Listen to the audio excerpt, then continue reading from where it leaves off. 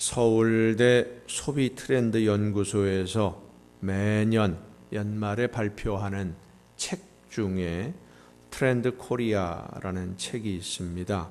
올해로 11번째 이 책이 발간이 되었는데, 한 해 동안 우리 사회에서 중요하게 여기게 될 주제라든지 어떤 현상, 또 일상생활에서 나타나는 특징들을 주제별로, 항목별로 10가지씩 추려서 예측을 한 그런 내용을 기록한 책인데, 2018년도에 발표한 2018년 트렌드 코리아 내용 중에 첫 번째가 소확행이라는 주제였습니다.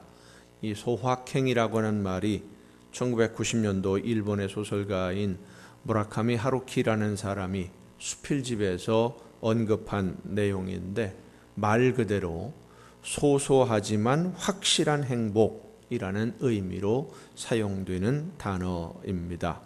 이 소확행이 2018년에 우리 사회의 주제가 될 것이다, 주류를 이룰 것이다 라고 예측을 했는데, 실제로 많은 사람들이 추구하는 삶의 가치로 자리매김을 하고 있는 것 같습니다. 오늘날에도 우리가 사는 이 사회는 우리가 알지 못하고 미처 생각하지도 못하는 사이에 소확행이라든지 워라벨 세대, 나만의 케렌시아, 플라시보 소비, 이런 경향으로 바뀌고 있어요. 용어조차도 우리는 좀 생소하지요. 처음 듣는 말 같기도 하고, 올해 트렌드 코리아에서는 이렇게 예측을 했습니다. 물건의 품질이나 성능보다는 컨셉을 더 중요하게 여기게 될 것이다. 그리고 유통이 극도로 세분화되어서 유통망에 새 판이 짜여지게 될 것 같다. 실제로 지금 요즘 보면 그렇게 되어가고 있는 것 같습니다. 저녁에 주문하면 새벽에 배달해주는 야채부터 시작해서 모든 것들을 배달해주는 이런 업체들도 생겨나고 있고, 여러 가지로 물건을 유통하는 과정 자체가 많이 변하고 있죠. 환경을 중요하게 여기게 될 것이고, 다른 사람의 시선은 아랑곳하지 않고 자기 자신만의 기준으로 만족하며 살아가는 시대, 나나랜드가 될 것이다 라고 예측을 했습니다. 사람들의 성향을 분석하고 연구하는 이유는 단 하나입니다. 이런 소비자들의 특징을 알고 사업을 계획해야 성공할 수 있기 때문이죠. 성공을 위해서라면 무엇이든지 할 수 있다, 이렇게 생각하는 사람들이 참 많습니다.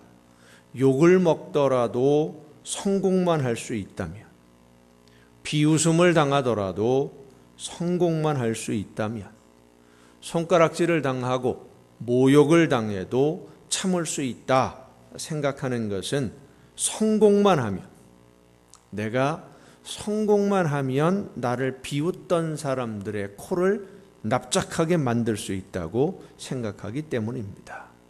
그런데 과연 그렇게 성공해서, 사업에 성공해서 돈을 많이 벌면 결국은 성공한다라는 것이 요즘 우리 사회에서 통용되는 그 개념으로 본다면 돈을 많이 버는 거거든요. 돈을 많이 벌면 행복해질 수 있겠습니까? 저는 아직 그렇게 돈을 많이 가져보지 못해서 뭐라고 이야기하기 어렵습니다마는, 돈을 많이 가져본 사람들, 그리고 지금도 많이 가지고 있는 사람들의 모습을 보면, 또 그들의 이야기를 들어보면 그리 행복하지만은 않은 것 같습니다. 사업에 성공을 했는데 만족하지 못하는 사람들이 참 많아요. 우리는 성공해야 행복할 수 있다고 생각을 하고 있지만, 행복하게 오늘을 살 수 있는 방법은 전혀 다른 곳에 있다고 하나님은 성경에서 말씀해 주십니다. 이 시간 성령의 역사하심으로 우리에게 들려주시는 하나님의 말씀을 듣고 우리가 이 세상을 정말 행복하게 살아가는 길을 찾는 여러분 모두가 될 수 있기를 간절히 바랍니다. 오늘 본문 말씀은 마태복음 5장에 기록된 말씀과 비교가 되는 마태복음 5장, 6장, 7장을 산상수훈, 산에 올라가서 예수님이 제자들에게 말씀을 하셨다. 그래서 산상수훈이라고 제목을 붙여놓았고요. 오늘 이 누가복음 6장은 산에서 내려오셔서 제자들을 부르셔서 말씀을 전하셨다. 그래서 평지복음이라고 제목을 붙여놨습니다. 12명의 제자들을 선택하신 예수님이 산에서 내려오셔서 수많은 사람들이 모여오니까 가르치신 말씀인데 이 말씀의 가장 핵심적인 주제가 되는 것이 바로 복이라고 하는 단어입니다. 오늘 본문 말씀을 보면 복이 있는 사람, 복이 있는 사람 이 말씀이 계속 반복이 되는데 이 복이라는 말이 헬라어로 마카리오이입니다. 이 말 마카리오이는 일반적으로 복된, 복되다라는 뜻의 형용사예요. 형용사인데 특별히 언제 어떤 의미로 쓰여지느냐, 신의 은혜를 특별히 받은 자라는 의미에서의 행복, 그러니까 신으로부터 특별한 은혜를 받았기 때문에 행복한 사람, 이런 사람을 의미할 때 마카리오이라고 하는 복된, 복되다라는 단어를 사용을 합니다. 그러니까 이 마카리오이라는 이 복은 하나님의 관점에서 말씀하시는 복이라는 겁니다. 더 깊이 생각해 본다면 하나님은 어떤 사람을 복된 사람이라고 평가해 주시느냐, 하나님이 바라보시면서 야, 내가 너는 인정해 주겠다, 너 참 좋은 사람이다, 너는 된 사람이다 라고 하나님이 인정해 주시는 사람이 어떤 사람이냐라는 거예요. 하나님이 보시면서 너는 내가 인정하는 사람이다 라고 하나님께 인정을 받는다면 더 이상 뭐가 더 필요하겠습니까? 모든 것을 하나님이 다 해결해 주실 텐데, 그렇게 인정받는 복된 사람이 어떤 사람이냐, 오늘 본문 말씀을 보면 복이 있나니 라는 말씀이 4번 나와요. 가난한 자가 복이 있다, 지금 굶주린 자가 복이 있다, 지금 우는 사람이 복이 있다, 그리고 마지막에 예수님으로 인해 핍박을 받을 때 복이 있다 그랬어요. 그런데 가만히 따지고 보면, 잘 연결해 보면 그렇습니다. 여러분, 가난하니까 굶주리는 거지요. 가난하지 않은데 굶주릴 이유가 없잖아요. 가난하니까 굶주리는 것이고, 가난하니까 그래서 굶주리고 배고프니까 우는 거예요. 가난하니까 배가 고프고 배가 고프니까 울어요. 이 3가지는 가난한 사람, 굶주린 사람, 우는 사람 다 같은 의미로 연결되어진 말이라는 겁니다. 그런데 마지막 한 가지 복이 있는 사람을 또 이야기합니다. 핍박을 받는 사람이 복이 있다. 그러니까 지금 예수님이 이 4가지 복이 있는 사람에 대해서 말씀하시는데, 가난한 사람은 복이 있다, 그래서 굶주리고 우는 사람, 이 사람은 복이 있는 사람인데 왜 가난해졌느냐, 가난의 원인을 핍박으로 설명을 하고 있는 겁니다. 핍박을 받아서 가난해진 사람, 이 4가지를 연결하면 이렇게 이해할 수 있습니다. 예수님을 믿는 것 때문에 핍박을 받아서 가난하게 되고, 그래서 굶주리고 우는 사람들이 복이 있는 사람이다, 하나님이 인정하시는 사람이다, 이 말씀이에요. 예수님 때문에 가난하게 된 사람, 예수님 때문에 핍박을 받는 사람, 예수님 때문에 고난을 당하는 사람, 그렇습니다. 예수님 때문에 손해를 보는 사람이 복이 있는 사람이고, 이 하나님의 말씀하실 때 너는 복되다 라는 말씀을 들을 수 있는 사람이라는 거예요. 가난한데 게으르고 무능해서 가난한 게 아닙니다. 지혜가 없어서 밀어내서 사업에 실패해서 가난해진 것도 아닙니다. 단 한 가지, 열심히 있고 지혜롭고 정말로 좋은 아이템을 가지고 있고 모든 것을 다 잘하는 사람인데, 다재다능한 사람인데 예수님을 믿는 것 때문에 가난해졌다는 거예요. 실제로 복음이 처음에 전해지던 초대교회 시절에는 예수님 때문에 가난해지는 사람들이 많았습니다.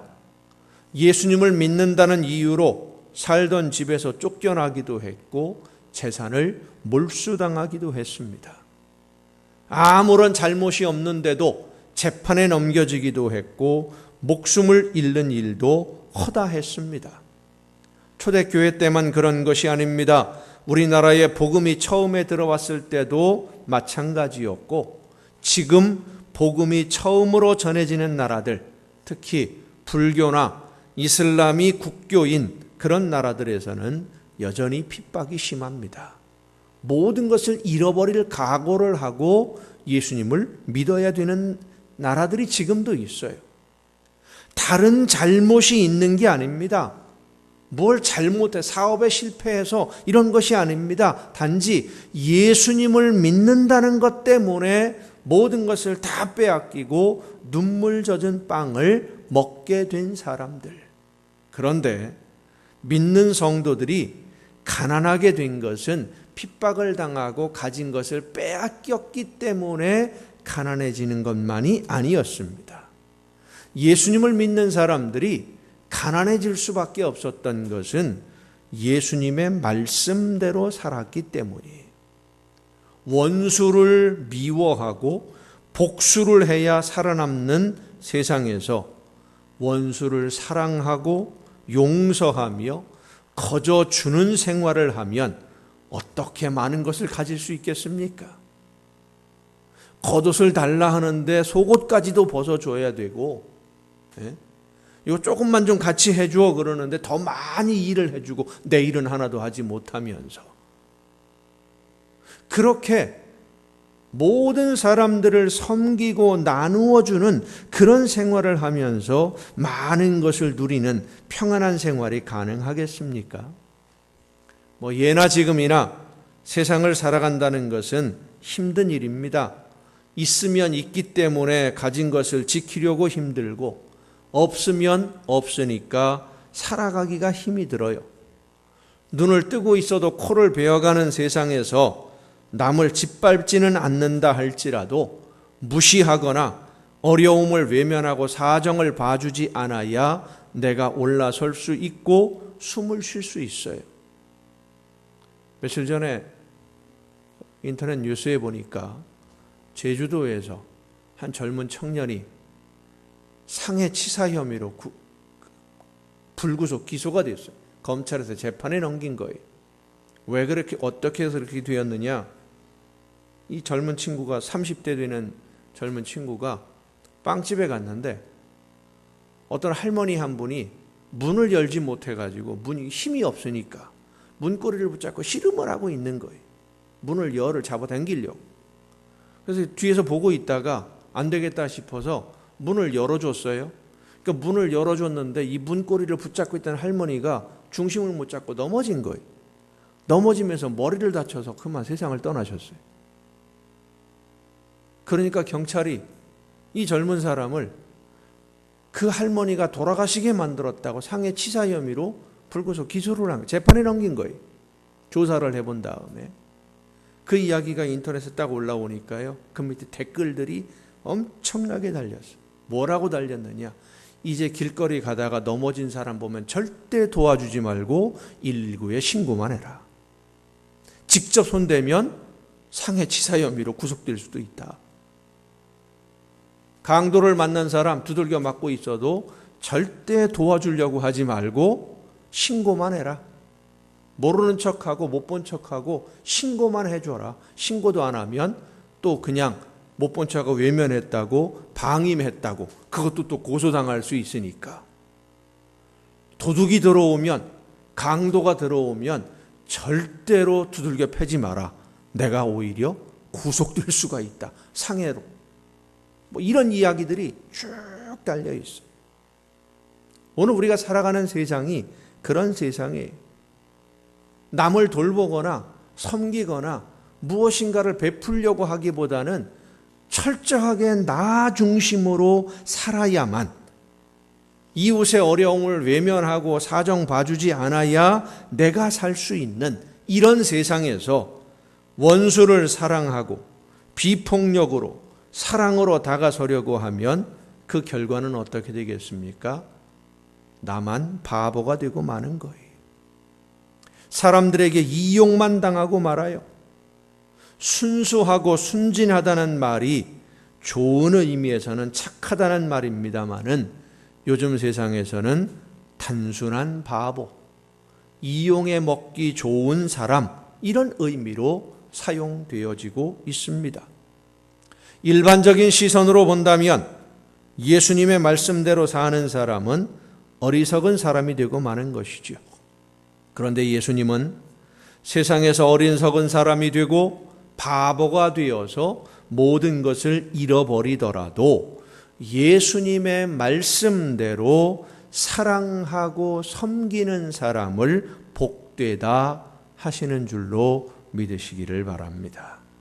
왜냐하면 하나님의 나라는 가난한 사람, 예수님의 말씀대로 살아서 가난해진 사람, 바보가 된 사람, 말씀대로 순종하다가 모든 것을 다 잃어버리고도 나는 예수님이 나를 대신해서 죽으신 사실을 믿게 된 것만으로 만족한다고 고백하며 사는 그런 믿음의 사람이 하나님의 나라를 소유할 것이기 때문입니다.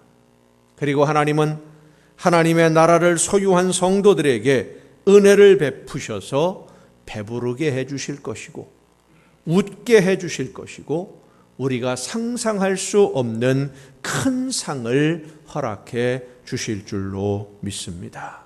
자, 여러분, 오늘 본문 23절을 함께 읽어 보십시다. 23절입니다. 그날에 기뻐하고 뛰놀라 하늘에서 너희 상이 큼이라. 그들의 조상들이 선지자들에게 이와 같이 하였느니라. 아멘. 가난해진 사람, 예수님의 말씀대로 순종하다가 무거운 짐을 지게 된 그 사람이 바로 선지자와 같이 하나님이 함께 해주시는 하나님의 자녀, 하나님의 백성으로 인정받는다는 사실이에요. 사람들은 하나님의 말씀대로 순종하고자 하는 하나님의 일꾼들을 미워하고 무시하고 멀리하고 욕하고 버리는데, 그런 일들은 예전에도 선지자들에게도 그렇게 했었다는 말씀이에요.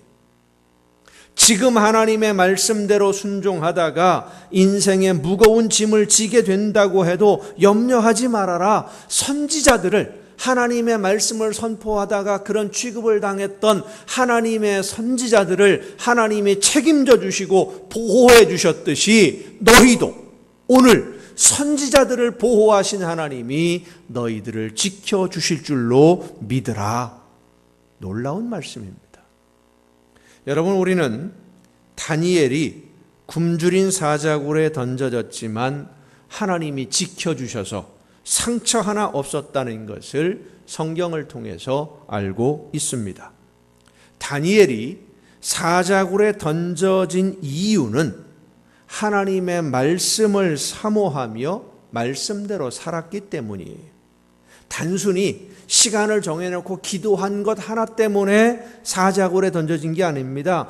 기도하는 것 때문이라는 이 이유는 하나의 명분에 불과했고, 실제로는 다니엘을 사자굴에 집어넣어야 됩니다 라고 주장한 사람들이 이 다니엘의 뒷조사를 했어요. 왜냐하면 다니엘이 워낙 일을 깔끔하게 하니까 자기들이 뒷주머니 챙길 게 없거든요. 부수입이 없어요.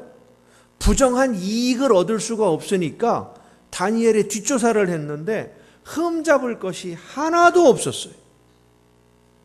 비록 전쟁 포로로 끌려가서 살고는 있었지만 다니엘은 하나님의 말씀대로 살았기 때문에 흠잡을 것이 없고 고소할 것이 하나도 없으니까 이 사람들이 계획을 짭니다. 다니엘이 믿는 하나님으로 함정에 빠뜨리지 않는다면 다른 방법이 없겠다. 다니엘의 믿음을 이용해서 함정에 빠뜨리자.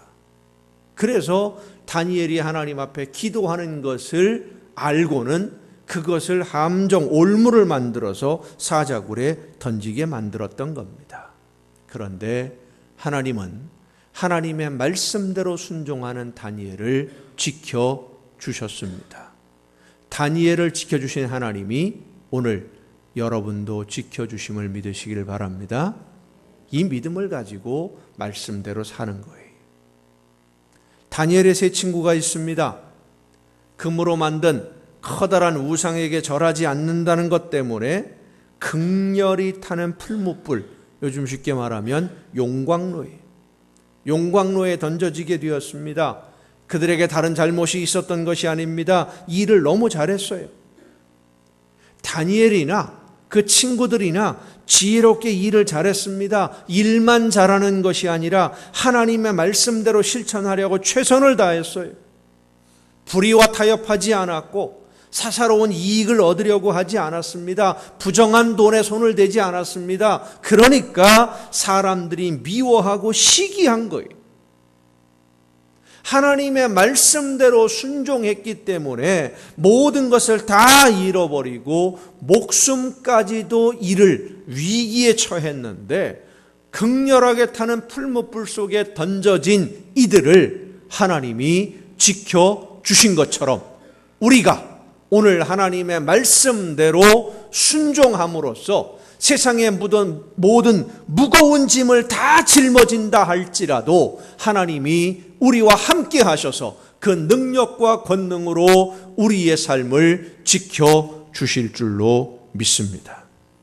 사람들이 미워하고 시기한다고 하더라도 여러분, 우리가 다니엘처럼 하나님의 말씀만 믿고 의지하며 말씀대로 순종하면 사자굴에 던져지는 것과 같은 험악한 일을 만나더라도 하나님이 보호해 주심을 믿으시길 바랍니다. 말씀대로만 살면, 순종하고 헌신하면 하나님이 복된 사람이라고 인정해 주시고 특별한 은혜를 베푸셔서 어떤 환난이나 고난이라도 넉넉히 이겨내고 승리하도록 성령의 능력으로 함께 해 주심을 믿으시기를 바랍니다. 하지만 하나님의 말씀을 알면서도 순종하기보다는 세상의 흐름을 따라서 적당히 타협하며 살아가는 사람들, 예수님의 말씀대로 실천하기보다는 내 이익을 위해서 불의와 타협하고 부정한 일에 동참하는 사람들, 그래서 세상에서는 떵떵거리며 사는 사람들은 하나님이 주시는 복을 얻지 못한다. 하나님의 나라를 소유할 수 없다는 말씀이에요. 사랑하는 성도 여러분, 우리는 예수님을 믿으면 복을 받는다는 것을 믿고 이웃들에게도 복을 받으라고 전합니다. 예수님을 믿으면 복을 받는 것이 맞습니다. 하지만 믿음으로 받는 복은 세상 사람들의 기준으로 만들어진 복이 아닙니다. 예수님을 믿음으로 받는 복은 돈 많이 벌고 부자가 되고 내가 원하는 것을 할 수 있는 것이 아니라 하나님의 나라, 천국을 얻는 복입니다. 그리고 하나님은 하나님의 나라를 받고자 말씀을 듣고 말씀을 따라 순종하느라고 세상의 이익을 포기한 하나님의 자녀들에게 포기한 것과 비교할 수 없는 더 크고 놀라운, 더 많은, 상상할 수 없는 복을 허락해 주십니다. 하나님이 주시는 복을 받은 사람은 세상에서 부유할 수도 있지만 여전히 가난할 수도 있어요. 하지만 하나님이 주시는 복을 받은 사람들에게 한 가지 공통점이 있습니다. 오늘을 만족하며 진심으로 행복한 삶을 살 수 있게 된다는 것입니다. 하나님의 나라를 소유한 사람은 어떤 상황에서도 행복합니다.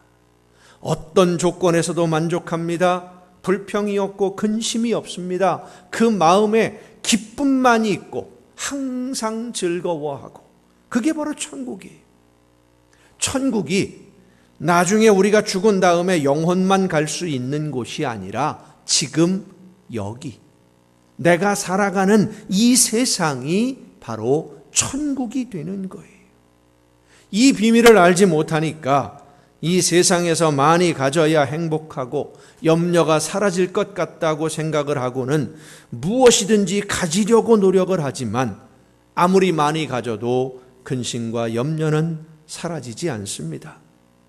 많은 분들이 내 것을 많이 가지고 있으면 마음이 편할 것으로 생각하고 가진 것이 없으면 불안해합니다. 그래서 사랑하고 섬기고 희생하며 헌신하는 것을 두려워해요. 일단 내 거를 챙겨둬야 되니까, 내일을 준비해야 되니까, 그래야 마음이 편한데, 내가 가지고 있는 것이 내일을, 미래를 위해서 충분하다고 생각하지 않으니까 거기서 뭔가를 더 나누고 섬기고, 아우 이건 안 돼, 불안해. 내일이 보장이 없으니까. 하나님이 원하시는 일이 무엇인지 알면서도 안 하고 있는 이유는 내가 충분히 넉넉하게 가지고 있다고 생각하지 않기 때문입니다. 여러분, 얼마나 가지고 있으면 마음의 여유가 생기고 하나님이 원하시는 일을 마음껏 할 수 있을 것 같습니까? 여러분에게 있는 것이 누구의 것입니까? 우리에게 있는 모든 것은 하나님이 하나님의 나라를 위해 사용하라고 맡겨두신 것임을 믿으시길 바랍니다. 여러분이 하나님이 원하시는 일을 위해 맡겨두신 것을 사용하고 순종하고 헌신하면 하나님은 우리가 이 세상을 살아가는데 필요한 모든 것에 부족함이 없도록 채워주실 것입니다. 오늘 예수님은 하나님의 나라를 얻은 사람이 복이 있는 사람이고, 복이 있는 사람으로 살기를 원하면 예수님의 말씀을 듣고 말씀대로 순종하며 헌신하고 사랑하라고 말씀하십니다. 여러분 모두 예수님의 말씀을 듣고 순종하며 헌신함으로써 예수님을 닮는 사람, 천국을 소유한 가장 복된 사람이 될 수 있기를 예수님의 이름으로 축원합니다.